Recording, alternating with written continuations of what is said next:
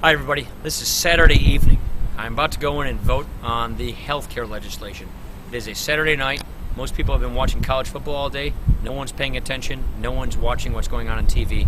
And so the Democrats are trying to dram through this 2,000-page bill which has the federal government effectively take over our healthcare system. What's especially troubling about this bill is that we do this here in the Capitol, underneath the Capitol Dome, underneath the Statue of Freedom that symbolizes the principles that built this country. The principles of liberty, freedom, self-determination, free enterprise. The principles that our veterans fought and died for to preserve.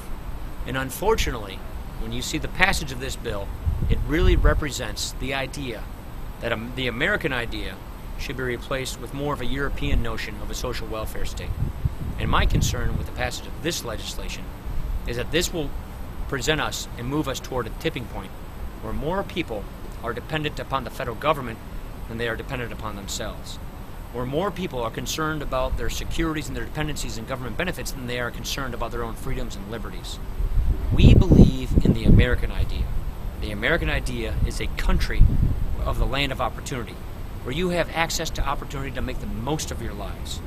We don't want to turn our safety net system into a hammock that lulls people into lives of complacency, of dependency. I, for one, believe that the American people are beginning to stand up and see what's happening.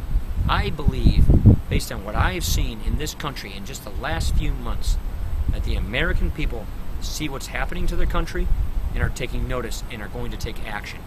And I, for one, believe that if the American people have a very clear choice, do you want this notion, this kind of legislation that's moving through this body that brings us toward a social welfare state, or do you want your representatives in Washington to go back and reclaim the founders' vision, to take those principles that created this country, that are enduring, that are timeless, that our veterans fought for, that give us the kind of liberty and freedom and have given this country the ability to be the most prosperous, most free country in the world?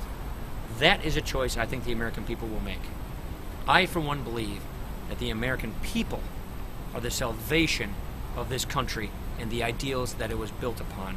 And if we give the American people a clear referendum in the next election, and elections to come, they'll make that right choice.